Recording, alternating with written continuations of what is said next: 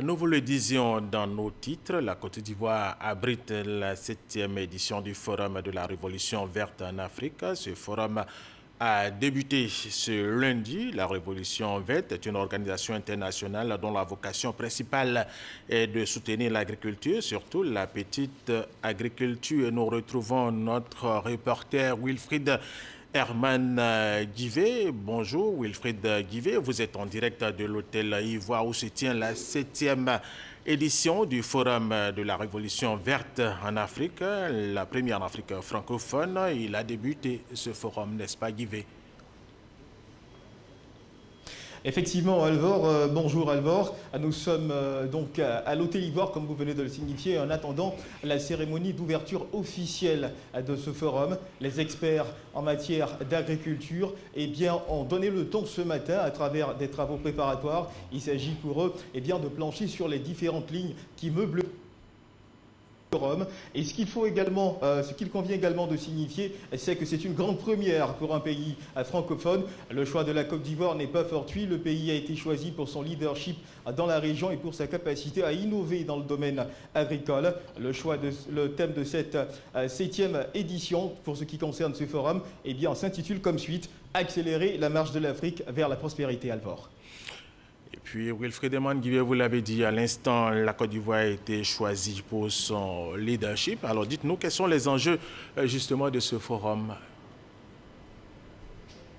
Eh bien, vous savez, Alvor, l'agriculture représente 2/3 des emplois en Afrique. Et donc, les dirigeants africains ont compris qu'il fallait repenser leur mode de développement, leur politique de développement. Ils ont donc, d'un commun accord, décidé de prendre une part active à la tenue de ce forum, ce qui explique ici même à Abidjan la présence de bailleurs de fonds, des bailleurs de fonds qui devraient également évaluer, n'est-ce pas, les différentes opportunités rattachées à la tenue de ce forum afin de faire de l'agriculture le fer de lance du continent.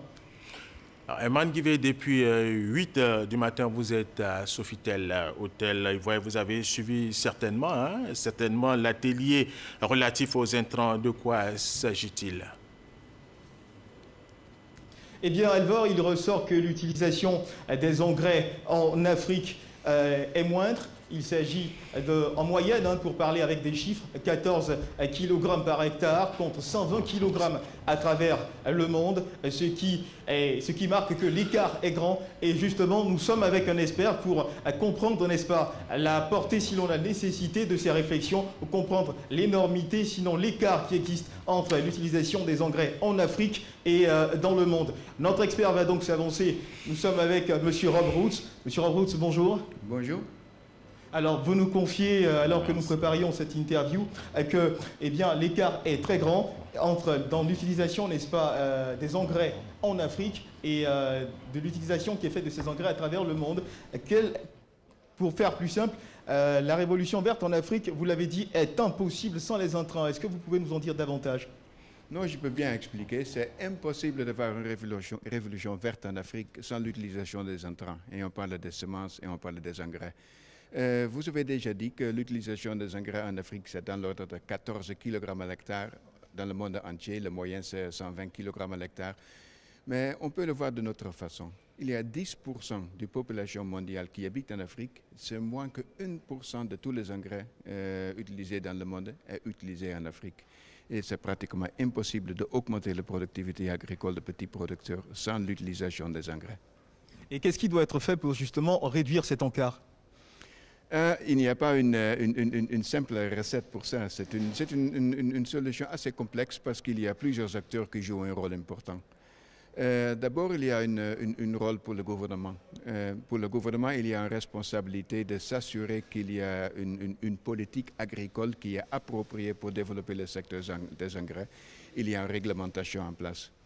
Ensuite, il y a le secteur de recherche. C'est le secteur de recherche de développer des recommandations pour les petits producteurs pour qu'ils peuvent appliquer l'engrais approprié. Et en plus, il y a un rôle pour l'industrie. L'industrie, c'est très important. Ils produisent les engrais. Dans le temps, c'était surtout produit en dehors de l'Afrique. Maintenant, on voit qu'il y a une industrie des engrais en Afrique qui est en train de se développer. Et on voit que de plus en plus, l'industrie aussi prend ses responsabilités, travaille avec le secteur de recherche, avec le secteur international pour développer le marché. Alors, Monsieur Robrout, juste pour conclure, hein, les travaux de ce matin ont constitué un premier jet et les travaux à venir constitueront certainement d'autres champs de réflexion, certainement à venir.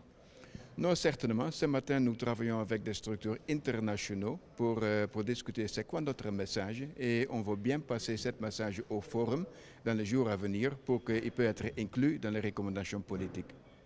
Merci à vous, Monsieur Robrout. Alors, Alvor, nous étions donc avec notre expert, spécialiste du domaine agricole, Monsieur Robrout, qui donc nous situait sur les travaux qui ont eu lieu ce matin. Nous sommes à l'Hôtel Ivoire pour la couverture du forum, n'est-ce pas, portant sur effectivement sur la révolution. Justement sur la révolution verte. À vous l'antenne. Voilà, ce forum porte sur la révolution verte. Merci.